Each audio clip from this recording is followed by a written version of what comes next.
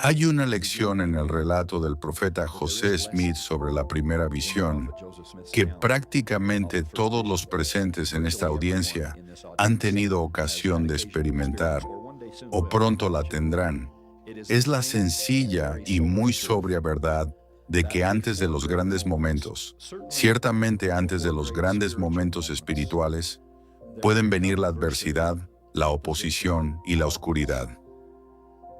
La vida tiene algunos de esos momentos para nosotros y, en ocasiones, llegan precisamente cuando nos estamos acercando a una decisión importante o a un paso significativo en nuestra vida. En el maravilloso relato que leemos con demasiada poca frecuencia, José dijo que apenas había comenzado su oración cuando sintió que un poder de asombrosa influencia descendía sobre él. Una espesa oscuridad, como él la describió, lo rodeó y parecía decidida a destruirlo por completo. Pero él ejerció todas sus fuerzas para invocar a Dios y pedirle que lo librara del poder de ese enemigo. Y al hacerlo, un pilar de luz, más brillante que el sol del mediodía, descendió gradualmente hasta reposar sobre él. En el mismo instante en que apareció la luz, se encontró libre del poder destructivo que lo había mantenido atado. Lo que siguió después constituye la mayor epifanía desde los acontecimientos relacionados con la crucifixión, resurrección y ascensión de Cristo en el meridiano de los tiempos. El Padre y el Hijo se aparecieron a José Smith y comenzó la dispensación del cumplimiento de los tiempos. La mayoría de nosotros no necesitamos más recordatorios de los que ya hemos recibido de que existe uno que personifica la oposición en todas las cosas, que un ángel de Dios cayó del cielo y al hacerlo llegó a ser miserable para siempre. ¡Qué destino tan escalofriante! Ley nos enseña que, debido a que ese es el destino de Lucifer, procuró también la miseria de todo el género humano. Seguramente este debe ser el origen eclesiástico de aquel sencillo dicho popular de que la desgracia ama la compañía. Podría dedicarse un devocional entero de una mañana al tema de la fuerte oposición preliminar y anticipada del adversario hacia muchas de las cosas buenas que Dios tiene preparadas para nosotros. Pero hoy quiero pasar de esa observación a otra verdad que quizá no reconocemos con tanta facilidad. Es una lección que, usando el lenguaje de una competencia atlética, nos recuerda que el partido no termina hasta que termina. Es el recordatorio de que la lucha continúa. Lamentablemente, no debemos pensar que Satanás queda derrotado con ese primer gran avance que trae la luz de manera tan dramática y nos impulsa hacia adelante. Para ilustrar mi punto de una manera un poco más vívida, permítanme acudir a otro pasaje de las Escrituras. De hecho, a otra visión. Recordarán que el libro de Moisés comienza con él siendo llevado a un monte extremadamente alto, donde, según dicen las Escrituras, vio a Dios cara a cara y habló con él, y la gloria de Dios estaba sobre Moisés. Lo que siguió después fue lo que les sucede a los profetas, que son llevados a altas montañas. El Señor dijo a Moisés: «Mira, y te mostraré la obra de mis manos». Y Moisés contempló la tierra, sí, toda ella, y no hubo una sola partícula de ella que no contemplara, discerniéndola por el Espíritu de Dios. Y contempló también a sus habitantes, y no hubo un alma que él no viera. Esta experiencia es extraordinaria bajo cualquier criterio. Es una de las grandes revelaciones dadas en la historia de la humanidad. Se encuentra entre los relatos más grandiosos que tenemos de la experiencia de cualquier profeta con la divinidad. Pero el mensaje de Moisés para ustedes hoy es: no bajen la guardia. No supongan que una gran revelación, algún maravilloso momento de iluminación o la apertura de un camino inspirado significan el final del recorrido. Recuerden, no termina hasta que termina. Lo que le ocurrió a Moisés después de su momento de revelación sería ridículo si no fuera tan peligroso y tan absolutamente característico. En un esfuerzo por continuar su oposición, en su incesante intento de asestar sus golpes después, si no antes, Lucifer apareció y lleno de ira y petulancia, gritó después de que Dios se hubiera revelado al profeta: Moisés, adórame. Pero Moisés no iba a hacerlo. Acababa de contemplar lo auténtico y, en comparación, aquella representación era bastante lamentable. Moisés miró a Satanás y dijo: ¿Quién eres tú? ¿Dónde está tu gloria para que yo te adore? Porque he aquí, no podría contemplar a Dios a menos que su gloria reposara sobre mí, pero puedo contemplarte como hombre natural. ¿Dónde está tu gloria? Porque para mí es oscuridad, y puedo discernir entre tú y Dios. Apártate de mí, Satanás. No me engañes. El relato describe entonces una reacción que es a la vez patética y aterradora. Y aconteció que, cuando Moisés hubo dicho estas palabras, Satanás clamó con gran voz y se enfureció sobre la tierra, y mandó diciendo: Yo soy el unigénito, adórame. Y aconteció que Moisés comenzó a temer en gran manera, y cuando comenzó a temer, vio la amargura del infierno. No obstante, invocando a Dios, la misma expresión utilizada por José Smith, recibió fuerza y mandó diciendo: Apártate de mí, Satanás, porque a este único Dios adoraré, que es el Dios de gloria. Y entonces Satanás comenzó a temblar, y la tierra se estremeció. Y aconteció que Satanás clamó con gran voz, con llanto, lamentos y crujir de dientes, y se apartó de allí. Y rápidamente debemos añadir que siempre volverá. De eso podemos estar seguros. Pero siempre para ser derrotado por el Dios de gloria. Siempre. Deseo animar a cada uno de ustedes hoy con respecto a la oposición que tan frecuentemente llega después de que se han tomado decisiones inspiradas, después de momentos de revelación y convicción que nos han dado una paz y una seguridad que pensábamos que nunca perderíamos.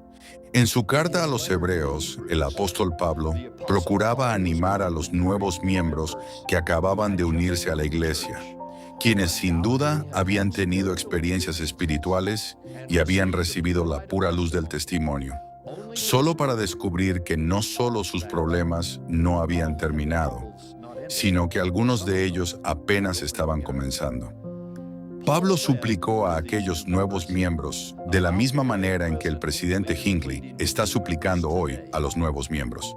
El recordatorio es que no podemos comprometernos con algo de tan eterna importancia y de consecuencias tan perdurables sin saber que será una lucha.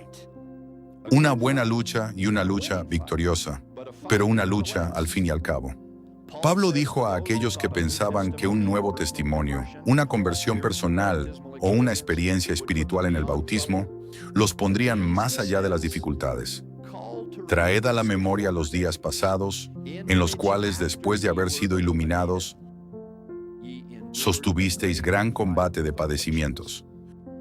Luego vino este magnífico consejo, que constituye el corazón de mi mensaje para ustedes, y también el título de mis palabras esta mañana. No perdáis, pues, vuestra confianza, que tiene grande galardón, porque os es necesaria la paciencia, para que, habiendo hecho la voluntad de Dios, obtengáis la promesa. Si alguno retrocede, no agradará a mi alma. Pero nosotros no somos de los que retroceden para perdición. En lenguaje sud, eso equivale a decir: claro que es difícil, antes de unirse a la iglesia, mientras están tratando de unirse y después de haberse unido. Así ha sido siempre, dijo Pablo, pero advirtió: no retrocedan, no entren en pánico ni se retiren, no pierdan la confianza. No olviden lo que una vez sintieron, no desconfíen de la experiencia que tuvieron. Esa firmeza fue lo que salvó a Moisés cuando el adversario lo enfrentó, y es lo que también los salvará a ustedes. Supongo que todo misionero retornado, y probablemente todo converso que puede oír mi voz, sabe exactamente de qué estoy hablando. Citas para las lecciones que se cancelan, un libro de Mormón dentro de una bolsa de plástico colgado del picaporte de una puerta, fechas bautismales que no se cumplen. Y así continúa durante todo el periodo de enseñanza, durante los compromisos, durante el bautismo, durante las primeras semanas y meses en la iglesia, y más o menos para siempre. Al menos el adversario seguiría haciéndolo para siempre si creyera que puede encontrar cualquier debilitamiento en su determinación o alguna grieta en su armadura, aun cuando sea después de haber dado el paso. Esta oposición aparece casi en cualquier lugar donde haya ocurrido algo bueno. Puede suceder cuando están tratando de obtener una educación. Puede golpearlos después de su primer mes en un nuevo campo misional. Ciertamente sucede en asuntos relacionados con el amor y el matrimonio. Sí, hay precauciones y consideraciones que deben tomarse, pero una vez que ha habido una verdadera iluminación, tengan cuidado con la tentación de retroceder ante algo bueno. Si era correcto cuando oraron al respecto, confiaron en ello y vivieron para ello, sigue siendo correcto ahora. No se rindan cuando aumente la presión. No cedan, y ciertamente no cedan ante aquel ser que está decidido a destruir su felicidad. Él quiere que todos sean miserables como él mismo. Enfrenten sus dudas, dominen sus temores. No perdáis, pues, vuestra confianza. Manténganse firmes en el camino y contemplen cómo la belleza de la vida se despliega ante ustedes.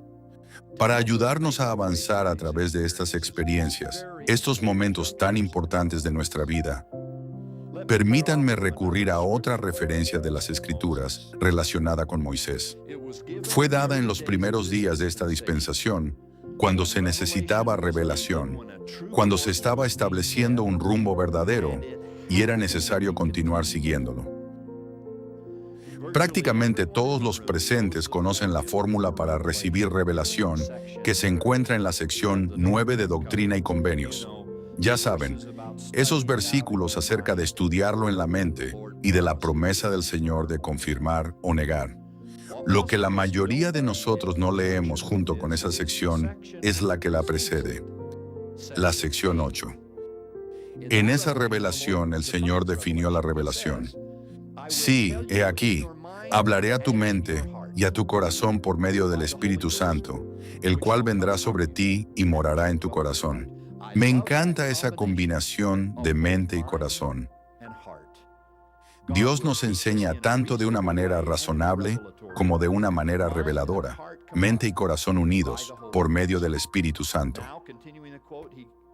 He aquí, este es el espíritu de revelación. He aquí, este es el espíritu por el cual Moisés sacó a los hijos de Israel por el Mar Rojo sobre tierra seca. La pregunta es, ¿por qué usaría el Señor el ejemplo del cruce del Mar Rojo como el ejemplo clásico del espíritu de revelación? Es un ejemplo clásico de un milagro, pero Él dice que es el espíritu de revelación. ¿Por qué no utilizó la primera visión, o el ejemplo del libro de Moisés que acabamos de estudiar, o la visión del hermano de Jared? Bueno, podría haber utilizado cualquiera de ellos, pero no lo hizo. Aquí tenía otro propósito en mente. Por lo general pensamos en la revelación como información, como si dijéramos, Señor, simplemente ábrenos los libros. Ese concepto de revelación es demasiado limitado. Permítanme sugerir cómo la sección 8 amplía nuestra comprensión de la sección 9, especialmente a la luz de esas luchas de aflicciones de las que habló Pablo y que he estado analizando. En primer lugar, la revelación casi siempre llega como respuesta a una pregunta. Generalmente una pregunta urgente. No siempre, pero por lo general sí.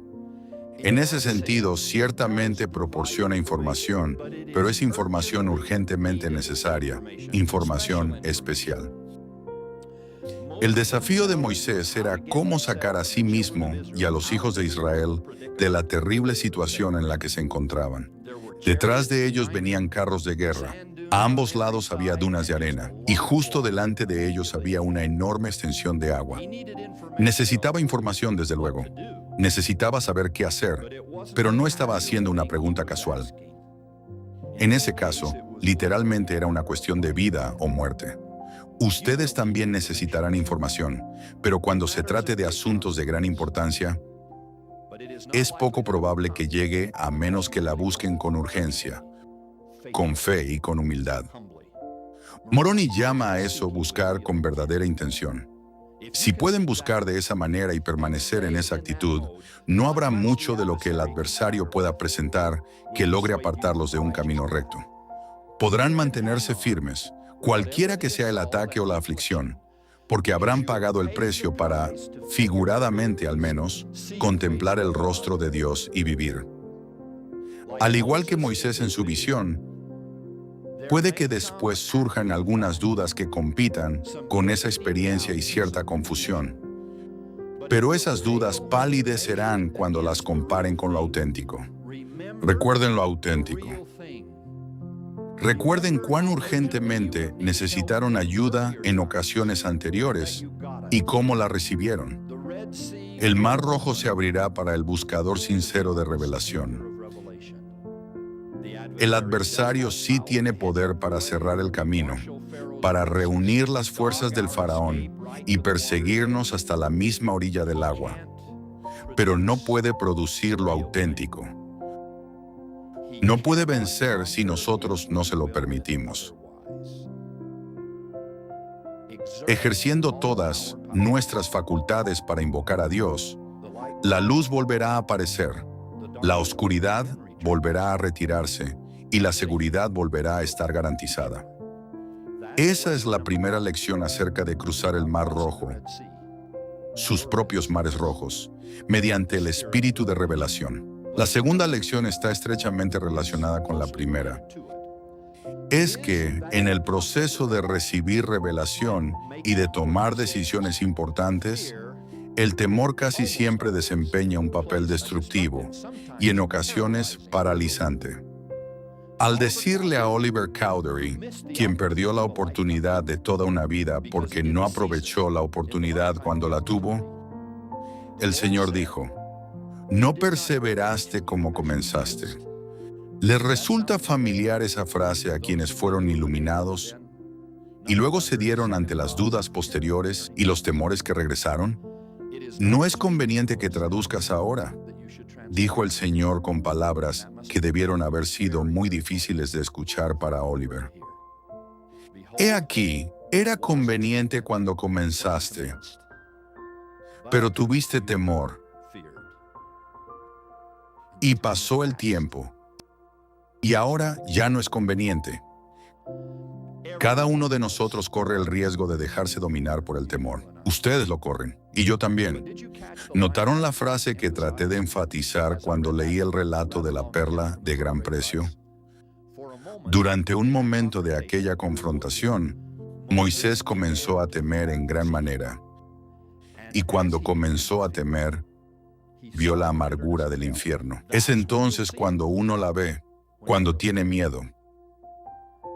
Ese fue exactamente el problema que enfrentaron los hijos de Israel a la orilla del Mar Rojo. Esa es la segunda lección. Tiene todo que ver con aferrarse a la iluminación que ya habían recibido. El relato dice: «Y cuando Faraón se hubo acercado, los hijos de Israel alzaron sus ojos, y he aquí que los egipcios venían tras ellos, y tuvieron mucho miedo». Algunos, exactamente igual que aquellos de quienes Pablo había hablado anteriormente, dijeron: «Regresemos. Esto no vale la pena. Debimos habernos equivocado. Probablemente no era el espíritu correcto el que nos dijo que saliéramos de Egipto». Lo que realmente dijeron a Moisés fue: ¿por qué has hecho esto con nosotros, sacándonos de Egipto? Mejor nos fuera servir a los egipcios que morir nosotros en el desierto. Y yo tengo que preguntar, ¿qué hay de todo lo que ya había sucedido? ¿Qué hay de los milagros que los llevaron hasta ese lugar? ¿Qué hay de las ranas y los piojos? ¿Qué hay de la vara y la serpiente? ¿Del río convertido en sangre? ¿Del granizo? ¿De las langostas? ¿Del fuego? ¿Y de los primogénitos? ¡Qué pronto olvidamos! ¿No habría sido mejor quedarse sirviendo a los egipcios? Y tampoco es mejor permanecer fuera de la iglesia, ni rechazar un llamamiento misional, ni posponer el matrimonio, y así sucesivamente para siempre. Por supuesto que nuestra fe será puesta a prueba mientras luchamos contra estas dudas sobre nosotros mismos y estos segundos pensamientos. Habrá días en que seremos guiados milagrosamente para salir de Egipto, aparentemente libres y aparentemente en camino, solo para llegar a una nueva confrontación, como aquella inmensa masa de agua delante de nosotros. En esos momentos debemos resistir la tentación de entrar en pánico y rendirnos. En esos momentos, el temor será el arma más poderosa del adversario contra nosotros. Y Moisés dijo al pueblo: no temáis, estad firmes y ved la salvación que Jehová hará hoy con vosotros. Jehová peleará por vosotros. Y confirmando esas palabras, el gran Jehová dijo a Moisés: di a los hijos de Israel que marchen. Esa es la segunda lección del espíritu de revelación. Después de haber recibido el mensaje, después de haber pagado el precio para sentir su amor y escuchar la palabra del Señor, sigan adelante. No teman, no vacilen, no discutan, no se quejen. Tal vez como Alma cuando iba hacia Amonía, tengan que encontrar un camino que conduzca de una manera poco común, pero eso fue exactamente lo que el Señor estaba haciendo aquí con los hijos de Israel. Nadie había cruzado antes el Mar Rojo de esa manera. ¿Y qué importa? Siempre hay una primera vez. Con el espíritu de revelación, desechen sus temores y entren al agua con ambos pies. En las palabras de José Smith, hermanos, y yo añadiría, hermanas, ¿no hemos de seguir adelante en una causa tan grande? Adelante, y no hacia atrás. Valor, hermanos, y adelante, adelante hacia la victoria. La tercera lección del espíritu de revelación del Señor en el milagro del cruce del Mar Rojo es que, junto con la revelación esclarecedora que nos señala un propósito o un deber justo, Dios también proporcionará los medios y el poder para lograr ese propósito. Confíen en esa verdad eterna. Si Dios les ha dicho que algo es correcto, si algo verdaderamente es correcto para ustedes, Él proveerá el camino para que puedan llevarlo a cabo. Eso es cierto al unirse a la iglesia. Es cierto al obtener una educación. Es cierto al salir a una misión. Es cierto al casarse. Y es cierto en cualquiera de un centenar de tareas dignas en la vida de ustedes como jóvenes. Recuerden lo que el Salvador le dijo al profeta José en la arboleda sagrada. ¿Cuál era el problema en 1820? ¿Por qué José no debía unirse a ninguna otra iglesia? Era, al menos en parte, porque enseñan como doctrinas los mandamientos de los hombres, teniendo apariencia de piedad, mas negando el poder de ella. La gracia de Dios es suficiente.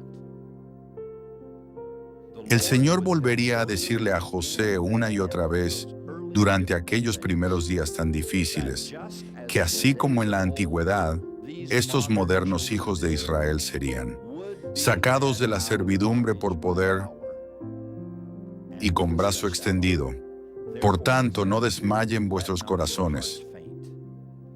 Mi ángel irá delante de vosotros, y también mi presencia, y con el tiempo poseeréis la buena tierra. ¿Cuál buena tierra? Su buena tierra, su tierra prometida, su nueva Jerusalén, su propia pequeña parcela donde fluye leche y miel, su futuro, sus sueños, su destino. Creo que de maneras individuales, Dios nos lleva a la arboleda, o a la montaña, o al templo, a veces a la privacidad de nuestra recámara o closet, y allí nos muestra la maravilla de su plan para nosotros.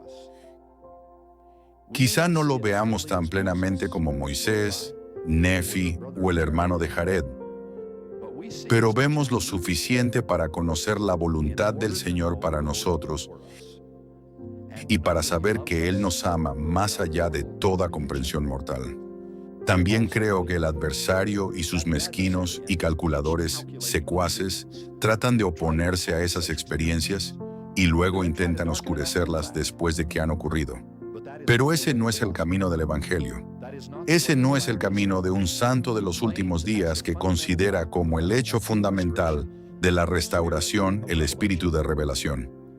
Luchar a través de la oscuridad y la desesperación y suplicar por la luz fue lo que abrió esta dispensación. Es lo que la mantiene en marcha y es lo que los mantendrá a ustedes avanzando. Junto con Pablo les digo a todos ustedes: no perdáis pues vuestra confianza, que tiene grande galardón, porque os es necesaria la paciencia, para que habiendo hecho la voluntad de Dios, obtengáis la promesa. Reconozco la realidad de la oposición y de la adversidad,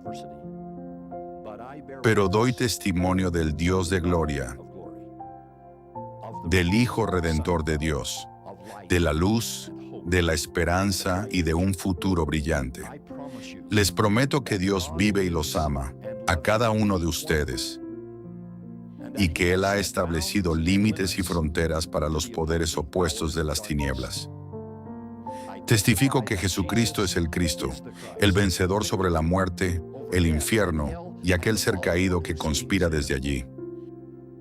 El Evangelio de Jesucristo es verdadero y ha sido restaurado, tal como hemos cantado y testificado esta mañana. No temáis, y cuando lleguen el segundo, el tercer y el cuarto golpe, no temáis, Jehová peleará por vosotros. No perdáis, pues, vuestra confianza. Digo esto en el sagrado y santo nombre de nuestro protector y redentor. Sí, el Señor Jesucristo. Amén.